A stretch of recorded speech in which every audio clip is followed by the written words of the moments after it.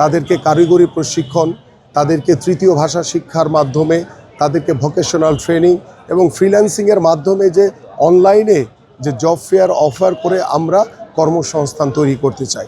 ঠিক এইভাবে আমাদের এলাকার আরও অন্যান্য যে বিষয়গুলো রয়েছে, যেগুলো মৌলিক চাহিদা, যেমন গ্যাসের সমস্যা রয়েছে, আমাদের পানির সমস্যা রয়েছে, এই যে মৌলিক যে সমস্যাগুলো রয়েছে, এবং এখানে দেখা গেছে যে দীর্ঘদিন ধরে এই গ্যাসের লাইনগুলো ছিল, অনেক সময় মাটির নিচে এগুলো ত্রুটিপূর্ণ অবস্থায় রয়েছে, সেগুলোকে পুনঃখনন করে কিভাবে আপনার নতুন করে গ্যাসের সংযোগগুলো নিশ্চিত করা যায়, যাতে অনায়াসে আমার এই এলাকার প্রত্যেকটি সাধারণ মানুষ, প্রত্যেকটি ঘরের যারা গৃহিণীরা রয়েছেন, তারা যাতে অবাধে গ্যাস সাপ্লাইটা পায়, সেই বিষয়গুলো নিয়েও কিন্তু আমরা কাজ করছি। সো আল্লাহ যদি আমাদেরকে কবুল করে, আমরা ইনশাল্লাহ এই ধরনের যে আমাদের যে সামাজিক যে কার্যক্রমগুলো আছে, আমাদের যে মৌলিক যে চাহিদাগুলো রয়েছে, সেগুলো আমি প্রত্যেকটি ঘরে ঘরে আমরা নিশ্চিত করতে চাই ইনশাল্লাহ। এবং আমার এই এলাকার বেশ কিছু রাস্তাঘাট এখনও নির্মাণ করা হয়নি, সেই এলাকার প্রত্যেকটি এলাকার অলিতে গলিতে আমরা নির্ধারিত মন্ত্রণালয়ের সাথে কথা বলে আমরা তাদেরকে দ্রুত আমরা সেই রাস্তাঘাটগুলো করে দিতে চাই। এইভাবে আমরা আমাদের আগামীর পরিকল্পনা করেছি। অনেকেই মনে করতে পারে বিএনপি হয়তো বা প্রতিশ্রুতি দিচ্ছে।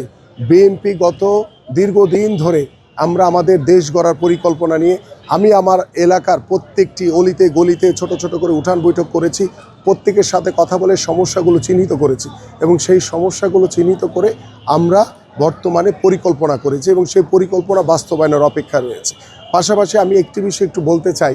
আপনারা দেখেছেন সামাজিক যোগাযোগ মাধ্যমে, যেটি আমার কাছে নজরে এসছে, যে আমরা দেখেছি যে ঢাকা বিশ্ববিদ্যালয়ে যে ডাকসুর যে বর্তমান যে চাকমা, সে বাচ্চাদের বা তরুণদের খেলার মাঠে খেলতে গিয়ে তাদেরকে বাধা দিয়েছে, তাদেরকে কান ধরে উঠবোস করিয়েছে।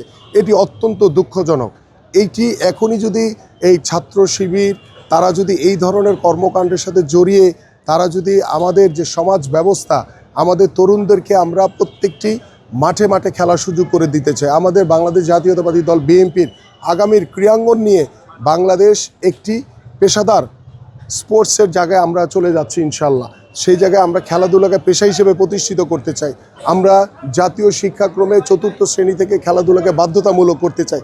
সেই দেশে আমরা যখন প্রত্যেকটি খালি জায়গায় আমাদের সন্তানদের জন্য খেলার উপযোগী মাঠ তৈরি করছি, আমরা আমাদের মুরব্বীদের জন্য হাঁটার ওয়াকওয়ে তৈরি করছি, ঠিক সেই সময় ডাকসুর মতো একটি অত্যন্ত গুরুত্বপূর্ণ জায়গায় যেই আমাদের যে ছাত্র শিবিরের যে ছেলেটি, সে যেই খেলোয়াড়দেরকে বা বাচ্চাদেরকে যেভাবে কান ধরে উঠবোস করিয়েছে, এটি অত্যন্ত দুঃখজনক।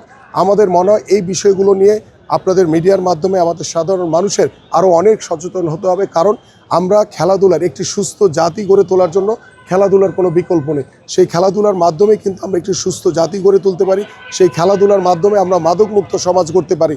ঠিক সেই খেলাধুলার মাধ্যমে আমি দৃঢ়ভাবে বিশ্বাস করি, আমার দল বিশ্বাস করে যে আমরা আমাদের যে সামাজিক যে বন্ধন, দল মত নির্বিশেষে সকলে একটি ঐক্যবদ্ধ হয়ে আমরা একটি মানবিক বাংলাদেশ গড়তে পারি, একটি সুস্থ জাতি গড়ে তুলতে পারি।